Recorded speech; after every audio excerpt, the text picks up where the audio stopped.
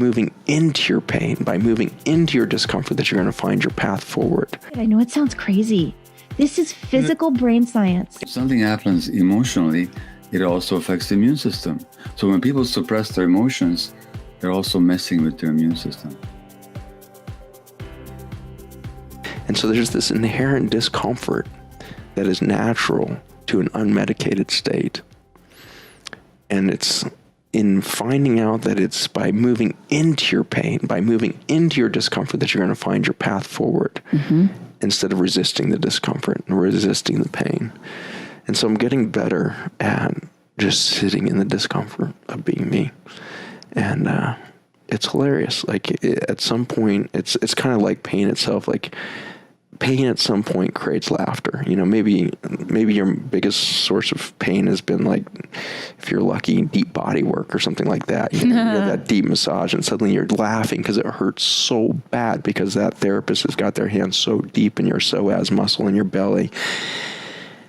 You can't breathe. You're just in so much pain. You think you're going to black out, and that person's just relentlessly holding that space, and you keep tolerating it, and you keep in that space because you inherently believe that that person is there for your own therapeutic outcome. If we start to see pain as being that in our life, it is there to create the therapeutic outcome of your realignment with self. Your realignment with the infinite nature of your soul, with a finite expression of a body. Your finite body is connected to something infinite. And that infinite source is always on. It's always true. And it does not carry any trauma. The soul is an energetic expression. That word soul has a lot of religious trappings to it. But when you get past the religious trappings and recognize it as an energy center that organizes intelligence of nature, you can start to see this under a microscope very easily. For example, a liver cell knows what it is, which is pretty remarkable. That this little cell that's, you know, it's a quarter of the width of a human hair. It's so tiny, you know, and yet there's a universe inside of that single cell that gives it a sense of identity and purpose, so much so that it knows exactly not only how to be a liver cell, it knows how to be eternally a liver cell, because as soon as it starts to die or become too injured by a chemical insult that may have happened to it in the last couple of days, it knows how to call in a pluripotent stem cell to come and replace it as a liver cell. And the stem cell, knowing how to make any other cell in the body, hears the call that I need to be a liver cell, and so it makes liver cell. That is so miraculous that self-identity is known at the cellular level. And so let me reassure all of you that you are an energetic intelligence that holds space for biology to express a self-identity. Your self-identity is so unique to you. And it is a fingerprint of an infinite energy that we might call your soul.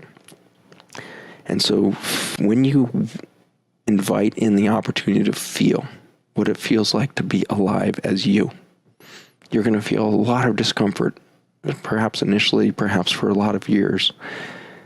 And the discomfort hasn't diminished for me at all in some ways. But what has happened is that the discomfort is now conjoined with or woven with so much joy. And the experience of being alive now is this sense of childlike curiosity about what the day is going to bring. And there's so much joy interwoven, but the joy does not cancel discomfort. Joy and love does not cancel pain.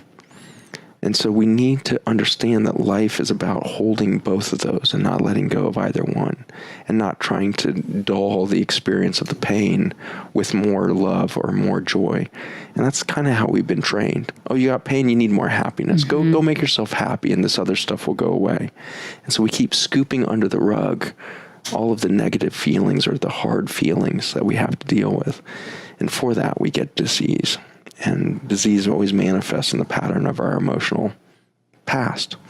And so we create long-standing traumas that then express themselves as cancers or autoimmune diseases or the rest by storing these vortices of pain or trauma, heartbreak within us without ever being so present with them that they feel heard and seen. An emotion just needs to be heard and seen and felt. That's its whole purpose, is to be felt. If you're refusing to feel your own spiritual emotional journey, you're going to have to store that up and process it through some next chapter. I don't know, next life, who knows? But you're disconnected. You're disconnected from the very thing that's screaming to you. This is you. Why are you refusing to feel you? Why are you refusing to be you? And again, it's because of these little subtle beliefs, I think, of how it should be. Yes. I don't want to be me because I'm afraid that would look really disruptive, and I feel like I wouldn't fit in. Yeah, and you're never supposed to be sad. The second you feel sad, someone says, like, oh, no, don't cry. That's the first thing someone says, like, no. That's what I say to people now. I'm like, no, let me cry. I need to let it out. Don't stop it, because I do believe that everything gets stored. So now knowing that these pent-up feelings get stored in the body and manifest as illness, wouldn't that be the path to healing illness? Mm. It really is an opening. That is the path. And you spoke to the limitations of the medical field, and I think, our education is enough to lay that out for anybody. In the first semester of medical school, you get taught one course called physiology, and you get one course called nutrition.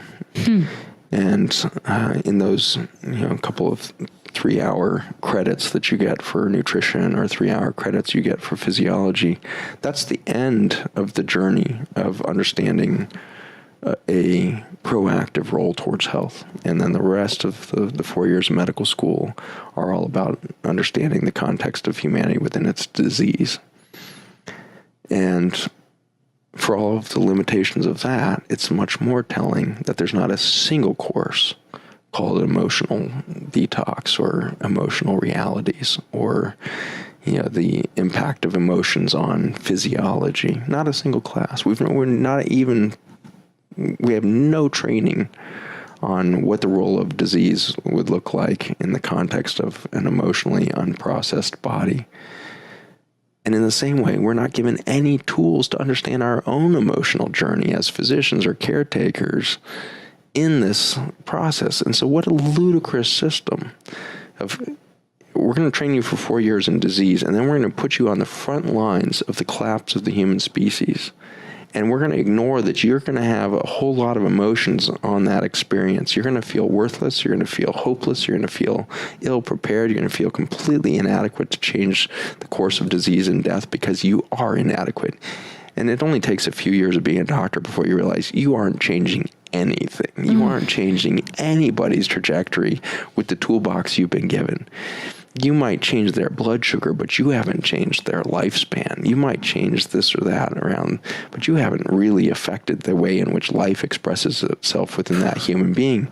So there's this deep pain as a provider that starts to develop. And so we have to reach for more and more extreme measures to dull ourselves to the very experience of being a practitioner, a doctor, a nurse, or whatever it is in these environments, because we are not trained to even conceive of, let alone deal with, an emotional journey for ourselves, let alone the patients that we might interact with, let alone the humanity that we're trying to aid. And so physicians have one of the highest suicide rates in the world, second only perhaps to farmers.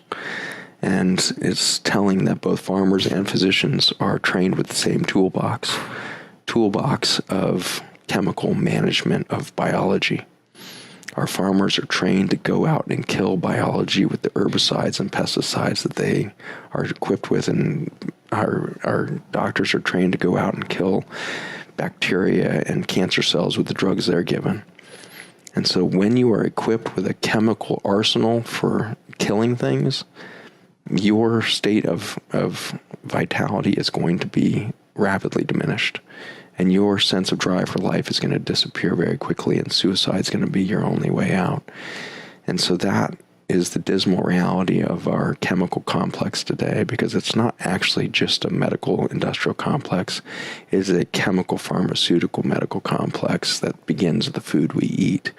And so the same chemical companies that develop the pharmacy that is pumped into your veins in a chemotherapy department are the same chemical companies that own the seeds and the genetically modified herbicide resistant crops out there in the fields. And so ultimately, it's the chemistry of technology, it's the chemistry of killing nature that is driving a loss of sense of vitality within our farmers and physicians around the world. And then the byproduct is ill patients. The byproduct Right. is an ill humanity, right? Humanity is failing so quickly now in our self-expression. And I think that's why we see the social landscape that we see today. We've never been more polarized. We've never sought out more violent conflict between one another. The pandemic really drove this home. We separated families. We separated mothers from children. We separated spouses. We separated grandparents from their families out of a narrative of fear of the other, afraid of the COVID they might carry, or afraid of the vaccines they might have had or had not had, fear of this or that. And we were ready for that narrative. We were ready for the biggest fear-mongering event in human history because we were so desperately hopeless inside. We needed something to justify the way we felt. And so we used a virus as a justification of the way we feel, which is highly hopeless, which is highly charged and polarized, and we need something external to ourselves to blame the way that we feel. And if we don't wake up quickly, we're going to keep blaming something else. I think we're going to start blaming alien attack or some other existential threat just to justify the way we feel inside. If we realize that the way we feel inside is because we are simply disconnected from our nature and from our real identity, then we don't need to keep blaming the world around us for the human journey, and we can start to come to terms with the fact that it is a human journey, and there is a pain point within each of us that is the entry point into a different future. I was being invited to do something hard, which is what's underneath all that exhaustion? What's underneath all that discontent? Is it just that you're tired? A lot of people stop right there. And I was willing to do anything. And I asked into my truth. And what came to me was the first line of JournalSpeak, which is the language I teach, ever penned. And that line was, I hate being a mother. And it flowed out of me like the most painful battery acid on my tongue. I mean, what? I said, what? And it said, I hate being a mother. And I just let the pen move on the page. I hate this. It's wrong. It's ruined. I did it wrong. I messed it up. I'm broken. I can't do it anyway. I had the wrong babies. My daughter, she has curly blonde hair. She looks like my ex-husband. She cries in my face. These aren't the right babies. This isn't the right life. Everything is ruined. And I just didn't stop. And by the way, what I just think of you, sorry, Nicole, to interrupt, because I think of your personality as I'm getting to know you. Weren't you even ashamed to admit that, right? Isn't that the worst thing in the world to admit? Beyond, first of all, let's dial back. At 19, I was told I would never even have these children. Okay. Yeah. I had started fantasizing about being a mother when I was 10. All I wanted to do, my mother and I have this joke that when I was a little girl and she said, what do you want to be when you grow up? I used to say, I want to do nothing like you. Which she, oh my God, hilarious. Oh, my mother used to love that one. But I didn't see myself beyond motherhood. I didn't know I was going to have this big career and be a therapist and do all this. I thought I was going to have children and stay home with them because it was all I ever wanted. And not that there's anything wrong with that. And when we get to the end of the story, you'll realize that my kids are literally everything to me. And there's nothing I love more than being a mother. But in that moment, for that scared, broken little girl inside, the one who was repressing all that sadness and rage and grief, I had to tell the truth first. And the truth of that little girl, the inner child, which is, I do so much work on this, is I hate this. I'm terrified. I'm screwing it up. I'm doing it wrong. I did it all wrong. And I just didn't stop writing. And then I got another voice, and the voice said, wait. You don't hate your babies and you don't hate being a mother. There's more here. Keep digging. And then it moved to my parents. I really went ham on my parents. I hate you. I hate both of you. You made horrible decisions. You ruined me. It's JournalSpeak is a language of a 5-year-old having a temper tantrum. It is not something that anyone ever needs to hear. And when you're done with your JournalSpeak practice, my first instruction is you throw it away. You rip it into a public garbage can. You delete it from your computer. You don't save it on the cloud. This is not language that anyone else would ever understand. It is to set yourself free. One of my old clients used to say, it's like blowing your nose in a tissue, throw it away. You're getting out the gunk. You're not writing the great American novel. And so I was writing, and the rage went to my parents. And then all of a sudden I had this great compassion for my parents, my dad was an immigrant. My mother was trying her best. We had terrible money problems. He died young. They were doing what they could. And I did come to compassion, and not everyone does. And you don't need to, by the way, but I did. And then, even maybe, Nicole, if you can't get to compassion, maybe at least empathy. How did they get to this place? And wouldn't it be great to get to empathy? But I have worked with enough people over the years that have been so wronged: sexual abuse, physical abuse, terrible neglect, that they can't get to empathy or compassion. And I say, then just know what happened. Does it help for them to know, let's say if that person were abused or that person does that help at all? That can certainly build empathy and compassion. And I want to tell people that the spoiler alert to the end of all of this for you, because we're just hearing my story, but for you, is that inner peace. You will be able to understand everything that happened and feel in alignment with it. And it's a long journey, and it's simple, but it's not easy, but it is absolutely the end. And when you get there, you also have absolutely no chronic pain. So this is the truth. So anyway, I know I'm taking forever to get there. No, it's okay, because it's all so helpful. I know it's helping me. So please, Nicole, continue. Okay, thank you. So then the rage moved to the person that really needed to hear it, is that I was rageful at myself. You weak baby, you can't raise these kids. Everybody can raise kids. You stupid idiot. You couldn't figure this out. Your father was right. You've always been a failure. All of it, but I didn't stop. I didn't get scared. I didn't press up that palm of resistance. And what we resist persists. And I didn't resist it. And I let it come, and I let it come. And I finished that sit down exercise, and I don't know how long it took, with tearful compassion for myself. Just a soft, sweet baby, just trying the best I could, just doing the best with what I was given. And I just felt this process beginning for myself. And I woke up the next morning and my back pain was 80% gone, never to return. Within the next couple months, I worked with Dr. Sarno on the brain conditioning that was causing the last 20%. And within a few months, I had never had back pain again, not for one day. I had a third child, exercised till the day she was born. I'm almost 49 years old. I'm in incredible shape. There is nothing about me that is affected by this normal abnormality in my back, and it is because of my understanding of this mind-body connection. And I cannot speak more passionately about the importance for every person suffering to know that this is what's happening in you. So you get to the place where you then blame yourself. Then you, of course, forgive yourself because you realize you're just a child trying your best. Right. You throw away the journal right away. Right away. Okay, good. Destroy it immediately upon finishing. Burn upon reading. Burn upon reading. Great. And then you immediately start noticing relief. Now, is this a practice that you have to keep going back to? Yes. Okay. So what I like to say when I tell my story is a very, kind of hyperbolic, exciting story, but this is just human life.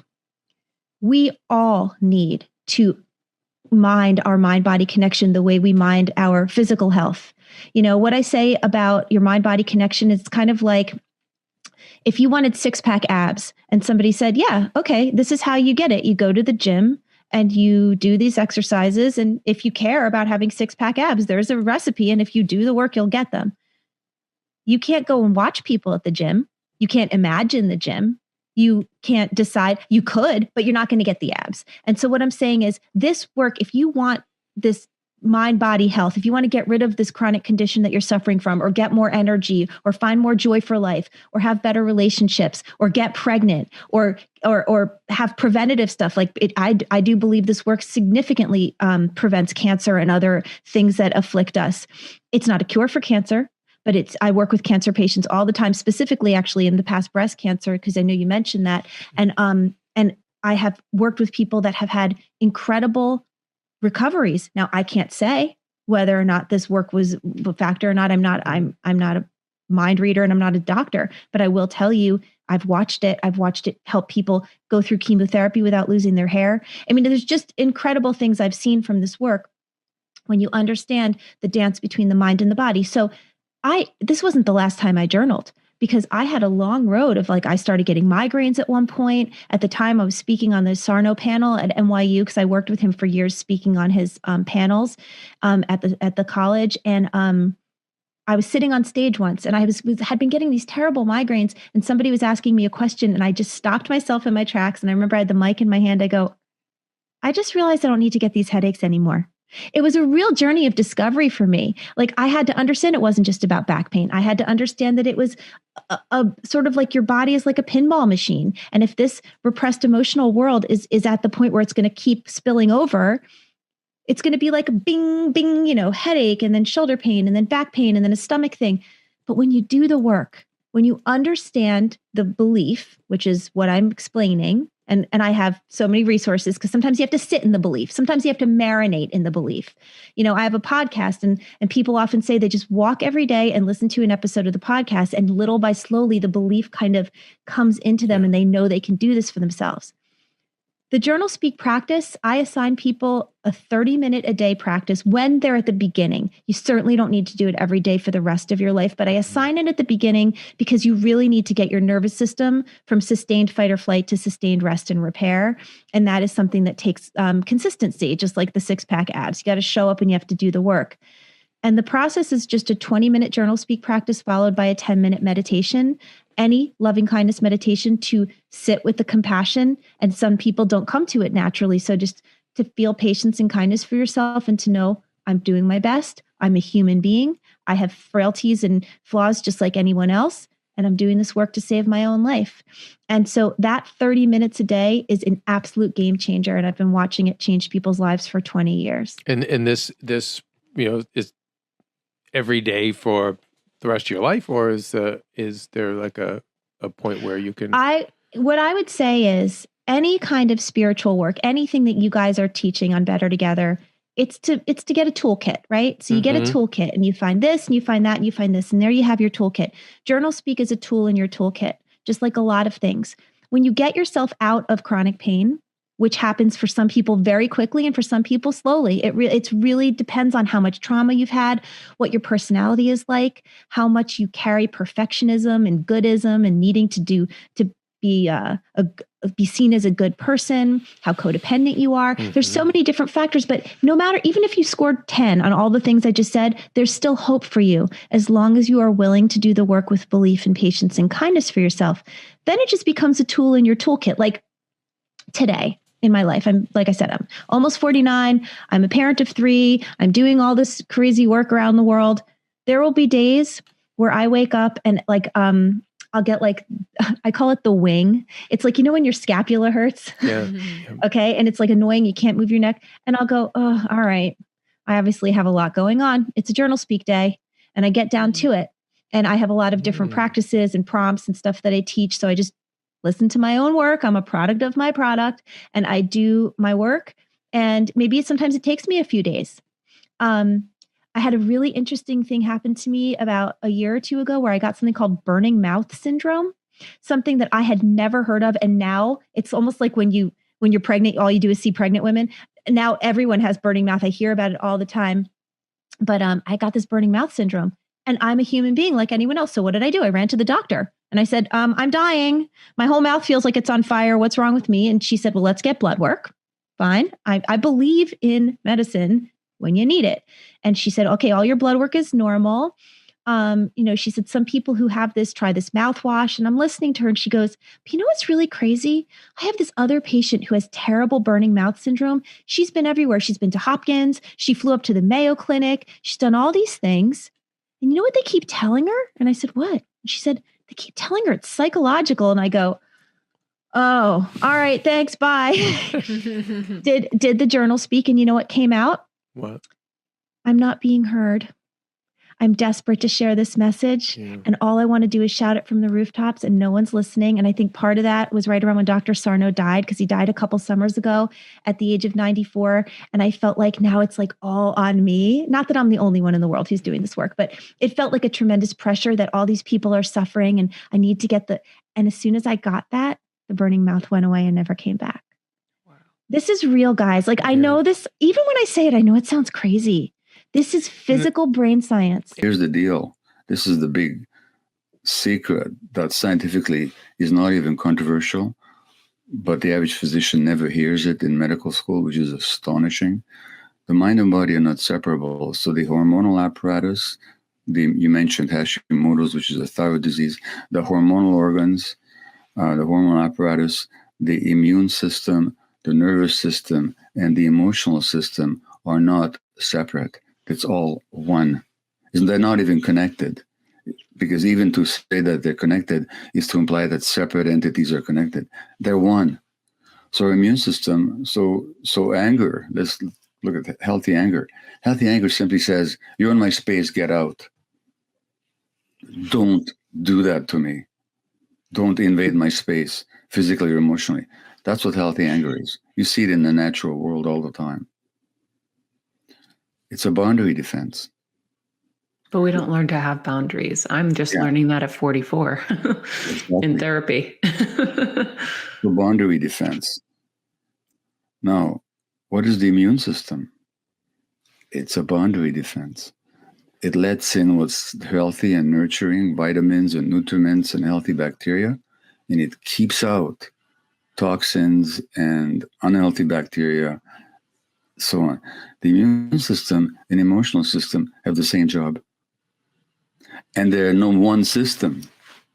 So when something happens emotionally, it also affects the immune system. So when people suppress their emotions, they're also messing with their immune system. And that's why people develop autoimmune disease or other problems. Not blaming anybody for this, because nobody does it deliberately or consciously. This is what happens in childhood when we're able to suppress ourselves. And so like I said about your mom, once I know that she has a certain medical conditions, like, and Peter will tell you their personalities. Yeah. And again, it's not their fault. It's how they were conditioned in childhood. So when you say you have to learn your boundaries, let me ask you a question. I mean, this is so obvious. Do you think as a one-day-old baby you didn't know your boundaries? Do you think what? As a one-day-old baby, did you think you think you didn't know your boundaries? Of course not. Yes, you did. I did? Yeah, somebody tried to feed you something you didn't want, you'd go, pfft. Oh, good point. Yeah, you're right, actually. Well, of course you're right. and then a 1.5-year-old kid is, what are they saying all the time? What's the big word? They say no. Mm-hmm. They know how to say no. It's the first word they say, which is a boundary defense. No. So it's in our nature to have boundaries. Every animal has them. And something happens, so we have to suppress it. And so that's why in midlife or later on, then we have to find out or figure out our boundaries in therapy, because we had to suppress them in childhood. How do you know, though, how to let that anger out healthily? Because, I know that in December I was really hurt by somebody in my life. And I've been meditating this last year and really trying to, focus on my healing and all that. And I've been in such a good place, right? Mm-hmm. So this person hurts me so badly, completely shocks me out of nowhere, breaks my heart. And my first reaction was shock. And then I said, well, this is their loss, because I know what kind of friend I am. I know what kind of person I am. it's their loss. It didn't mean it didn't hurt me and it didn't keep coming in my thoughts, but I released. And then soon after was like, okay, I forgive that person. I know they're not healthy mentally and that this is probably just them taking it out on me. So now maybe I'm rationalizing, I don't know. And I know that a lot of people are probably going through things like this. I'm going to explain it in these details, and then maybe I suppressed it, maybe. But I also thought that the Zen thing to do is not to think about it or try not to think about it. What is the way to handle something like that? Are you supposed to yell and scream and fight, or are you just supposed to, I don't know. Well, so first of all, I don't know that I agree with you about the Zen thing, because the Buddha, when you look at the Buddha's teachings, he didn't say don't be angry. He said when you're angry, be aware of it. So he said that he was talking to his monks, the bhikkhus, the monks. He says, or the bhikkhunis, the female monks, and he'd say when the bhikkhu is angry, he says there's anger in me. When the monk experiences joy, he says there's joy in me. So he never said suppress anger. So first of all, is awareness. Now, much of the expressions of anger, they don't come with awareness. They're automatic. They're reactions. It's like I used to be a rageaholic. Really, I did, and that hurt my kids. And I don't mean I physically hurt them, but they witnessed my rages, and that wasn't healthy anger. That was me being triggered somehow. And then the anger just bursts out of me like out of a volcano. But if I'm aware that there's anger in me, then if somebody does something that's hurtful, I can say, this makes me angry. I will not put up with it. That's all. So it's no big display. It doesn't have to be dramatic. It's just appropriate to the situation. But it's no, you will not do that to me. You will not speak to me that way, whatever it is.